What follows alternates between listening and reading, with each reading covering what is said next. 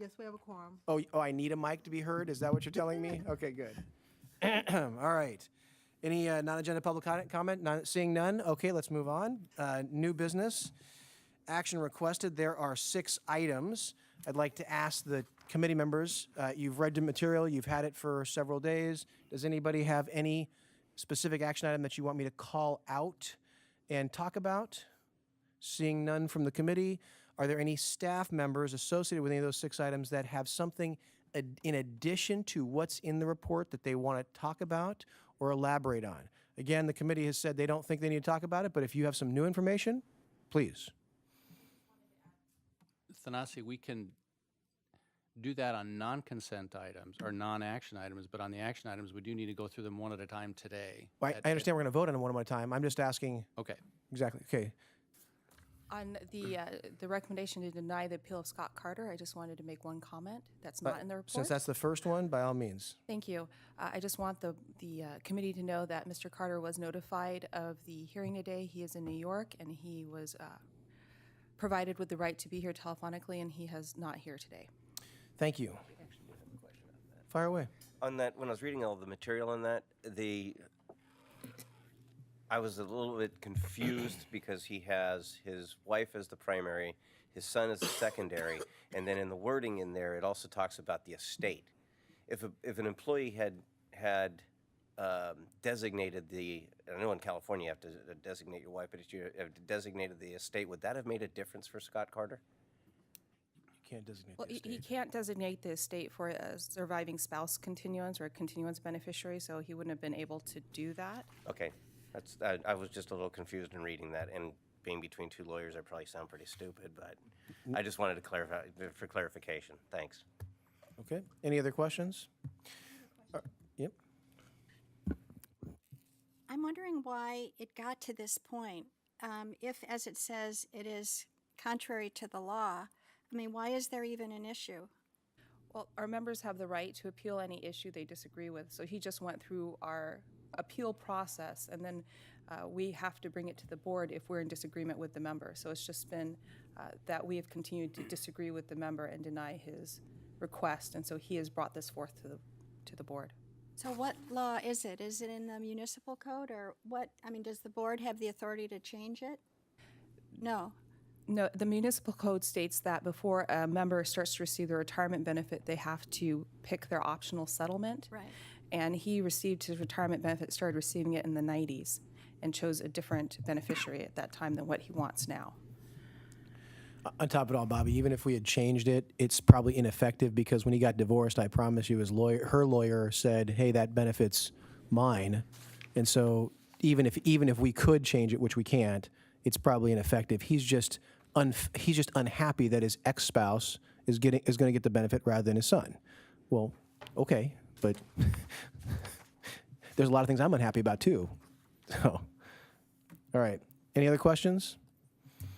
All right, Cynthia, can we? Oh, yes. Do you want comments on these as they come up in order? I have one quick comment on the board rule 5.25. That's number. That's the second one. Do you want to wait till it comes up for a vote? So I think what happened was Mark was just decided to interrupt and screwed up my flow. What I was trying to figure out is which ones did we want to talk about?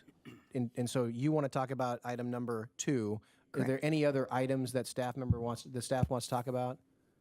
Okay, so that's fine. Thank you. I'll take your comments when we get to number 2, if that's okay. All right. So item number 1, staff's recommendation to deny the appeal of Scott Carter. Are we ready to vote? All right. Thomas has made the motion. It's been seconded by Roberta, and I think we are ready to vote. Yes. All votes are in. Okay. That motion carries 6-0. Thank you. Item number 2, Board Rule 5.25, eligibility for cost of living annuity and surviving spouse contribution refunds for disabled members. And I think Marcelo wants to chat with us about that.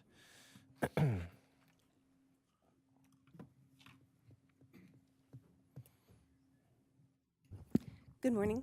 It's a very brief chat. In the board rule, in section B, it references municipal code 24.1507. It should be 24.0601, and we will make that change in the final board rule.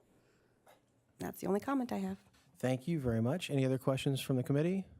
All right, can we get the voting queue up? Val made the motion. It was seconded by Roberta, and I think we're ready to vote.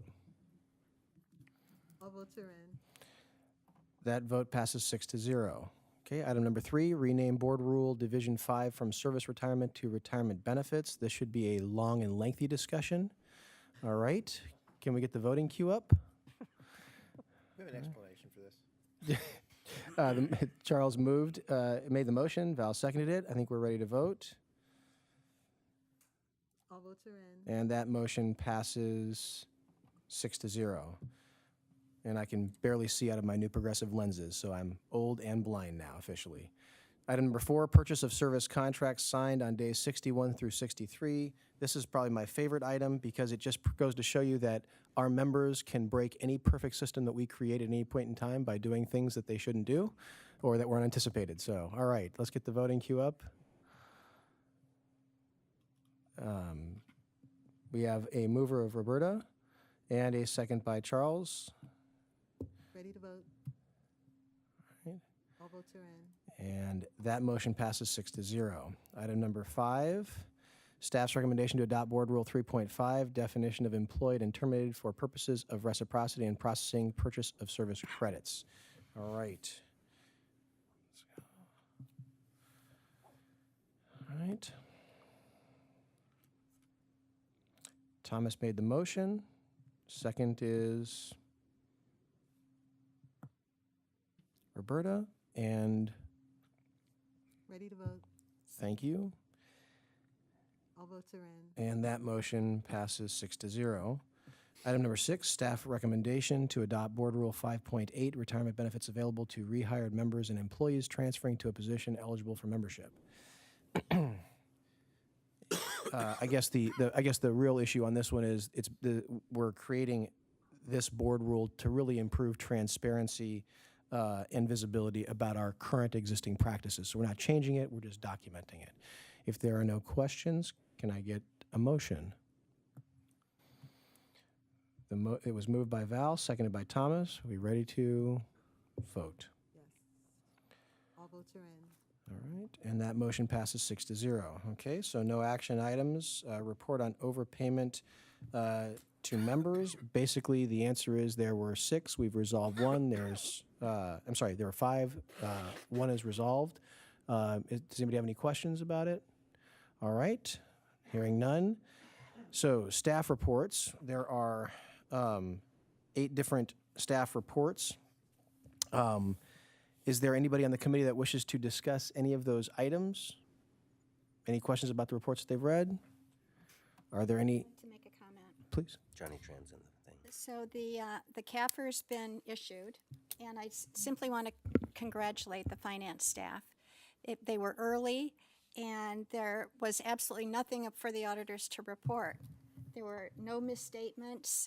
It was absolutely perfect, and it's very rare to see that happen. So thank you very much for your effort, all of you. I know what it takes, and it's very much appreciated. And apparently it was done even earlier this year than it was last year, so even more kudos. Thank you. By the way, so one of the questions I have, Cynthia, I don't show anybody in the queue. Tom's saying that Johnny's in the queue. He is. How come I'm not showing anybody in the queue? I like mine better. Yeah. Ray's gonna come check it out. No, I'm sorry. Johnny, go ahead. Thanks, Nancy. I just want to update my report. Since I drafted my report, the purchase of service correction trial was continued from tomorrow until March 16th.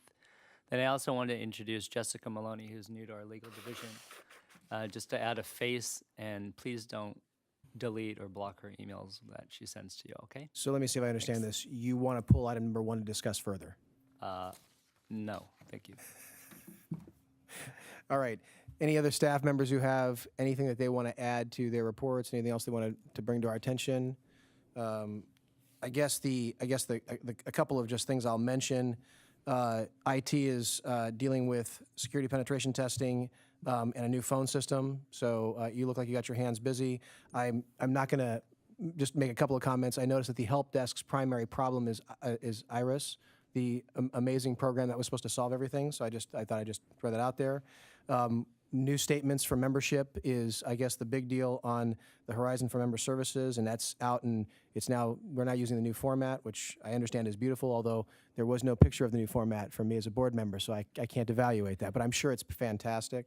And I guess the plan sponsors are now really responsible for and submitting their own transmittals now, so I guess that's only APA, but the others are on their way. Okay. I'd like to make one comment, which is I'm pleased to see that the call wait time continued to stay down in November. There was a bit of a spike in the calls answered by the voice message. I just like to the call center is sort of my favorite thing, so I'd just like to hear briefly from Cynthia on that. Thank you. The reason there was the spike in the calls answered by the introductory message in November is because people actually still call to confirm that the 13th check was approved, even with the information on the website and the advance information provided at public meetings. But I appreciate their interest, and so each year we add that information to the introductory message, which is an excellent use of it. And since you mentioned the call center, I would like to point out that one of our stars, Andrea Valdez, is sitting in the back to further enhance her excellent intelligence, along with their supervisor, Shankwana Pemberton. Thank you for reading the report. How come she has to sit way in the back? Why aren't the good ones supposed to sit a little closer, like right behind you? She was instructed to do so. That's the first instruction she hasn't followed. I understand. I got that. Good. Excellent. That'll be in her review, I take it. Okay. All right. Thank you very much. Any other questions or comments? Hearing none. Any other non-docketed items? Nope. All right. Then I move to adjourn the committee meeting of the B&G committee meeting. What meeting? Exactly. 10 minutes. All right.